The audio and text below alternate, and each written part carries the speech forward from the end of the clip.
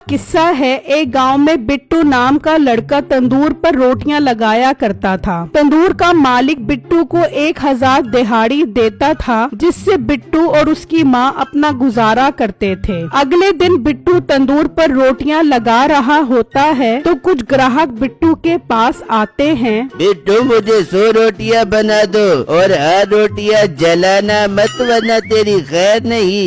भाई मेरी 150 रोटियां लगा दो।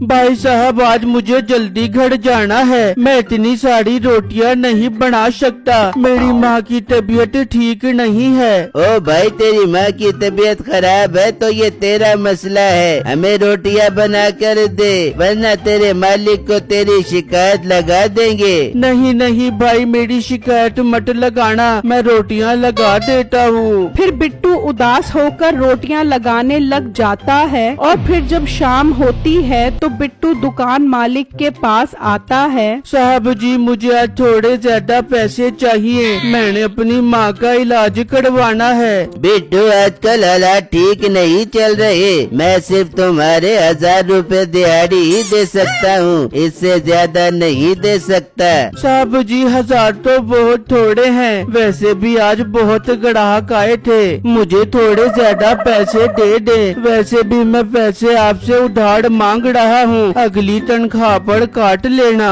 देख बिट्टू तुम्हारी 1000 दिहाड़ी है, वो लेने हैं तो लो वरना ये भी नहीं मिलेंगे। नहीं नहीं साहब जी ऐसी बातें मत करे, मुझे 1000 रुपए ही दे दे। फिर बिट्टू अपनी दिहाड़ी लेकर वहाँ से चला जाता है, जबकि उसी गांव में मीठे नाम का लड़का अपने दोस्तों के साथ मिलकर परिंदों का शिकार करता था और उन्हें महंगे दामों बेच दिया करता था। एक दिन वो जंगल में परिंदों का शिकार करने के लिए जाल लगा देते हैं। काफी देर इंतजार करने के बाद वहाँ पर एक बहुत खूबसूरत मोर आ जाता है। अरे वाह क्या खूबसूरत मोर है, इसका शिकार तो मैं ही करूँगा। नहीं मीठे इसका शिकार मैं करूँगा, ये मोर मेरा है। वो बहस में मसरूफ होते हैं कि वो मोर उड़ जाता है। मीठा जल्दी से उस मोर पर गोली चला देता है, गोली मोर के पंख पर लगती है। देख मैंने इसको जख्मी कर दिया है, अब चलो जल्दी से इसे ढूंढते हैं। वो वहाँ से निकलते हैं और इधर उधर घूमने लगते हैं, लेकिन उन्हें मोर कहीं नजर नहीं आता। ये मोर कहाँ चला गया, मैं इसको ढूंढे बगैर चैन से नहीं बैठूंगा।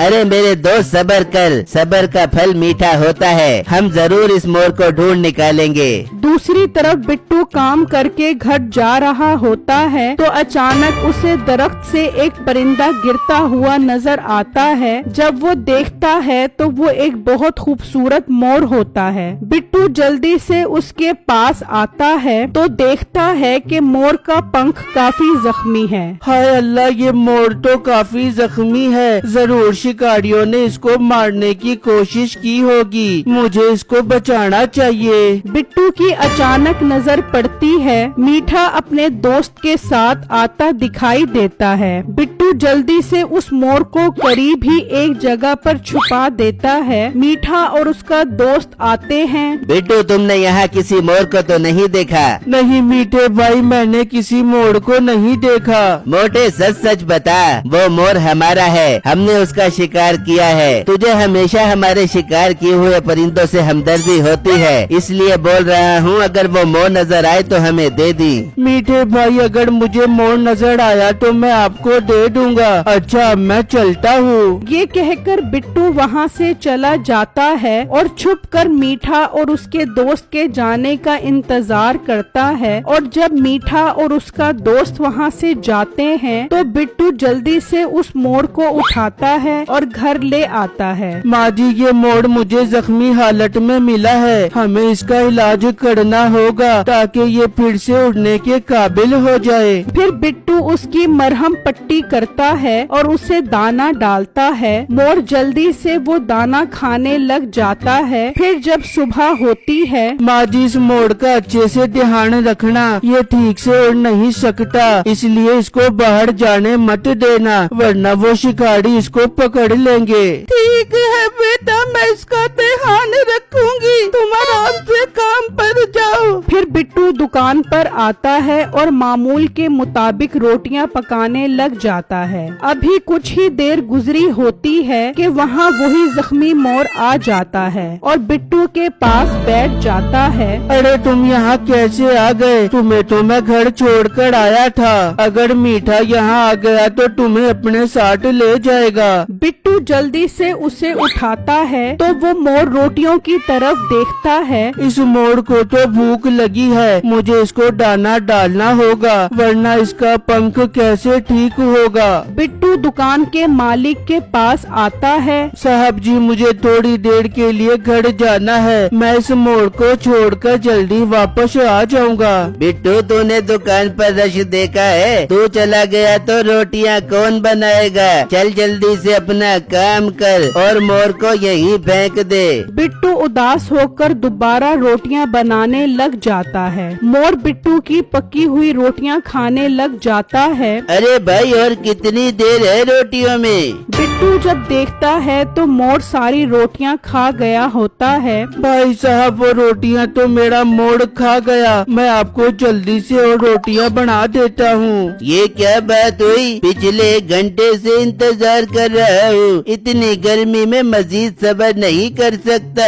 अभी जाकर तुम्हारे मालिक को शिकायत करता हूँ, अपने परिंदे घर छोड़ कर आया करो। वो ग्राहक मालिक के पास आता है। मैं इतनी गर्मी में इतनी देर से इंतजार कर रहा हूँ और तुम्हारे मुलाजिम के मोर ने सारी रोटियाँ खा ली। मेरे पैसे वापस करो, मैं कहीं और से रोटियाँ ले लूँगा। दुकान मालिक गुस्से में बिट्टू के पास आता है। तेरे इस मोर की वजह से मेरे सारे ग्राहक खराब हो रहे हैं। दूसरी बार ग्राहक तुम्हारी शिकायत लेकर आया था। साहब जी, मुझे माफ कर दे, मैं इस मोर को कल से बंद करके आऊँगा। इसको भूख लगी थी इसलिए इसने रोटियां खा ली। मैं अब मजीद बर्दाश्त नहीं कर सकता। तू अपना मोर लेकर यहाँ से निकल और कल से काम पर आने की जरूरत नहीं है। मालिक, ये आप क्या कह रहे हो? मुझे नौकरी से निकाल दोगे तो मैं क्या करूँगा? मेरी माँ बहुत बीमार है, मैंने उसके इलाज के पैसे जमा करने हैं। वो सब मेरा मसला नहीं है, जहाँ मर्जी से इलाज करवा।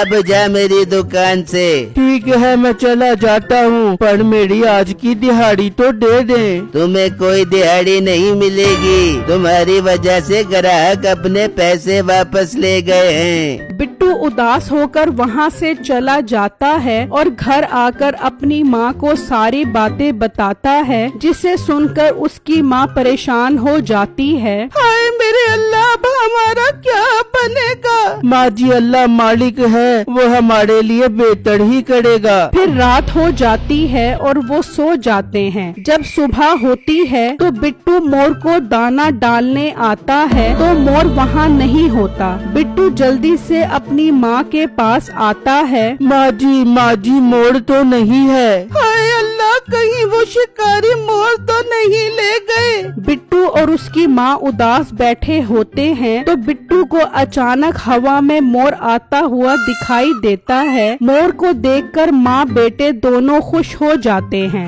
बिट्टू की नजर मोर के पाँव पर पड़ती है तो उसके पाँव में 5000 का नोट होता है। माँ जी, वो देखो, मोर के पाँव में 5000 का नोट है। अब मैं इन पैसों से आपका इलाज करवाऊंगा। अभी कुछ ही देर गुजरती है। मीठा अपने दोस्त के साथ आ जाता है और वो मोर को देख लेते हैं। ओ मोटे पेट वाले गेंडे, ये हमारा मोर तेरे पास क्या कर रहा है? चल कम्मू, इस मोर को उठा। नहीं मीठे भाई, ये मोर मैं आपको नहीं लेकर जाने दूंगा। तुम इस पर जुल्म करके इसको मार दोगे। चुप कर मोटे गेंडे, चल कम्मू, इस मोर को उठा ले। फिर वो मोर की तरफ जाने लगते हैं तो मोर उन पर हमला कर देता है। वो दोनों डर कर भाग जाते हैं। तभी तंदूर वाला वहाँ पर आ जाता है। बिट्टू, मैं लुट गया, मैं बर्बाद हो गया, मुझे माफ कर दो। मैंने तुम्हारे पैसे नहीं दिए और आज मेरे पैसे चोरी हो गए।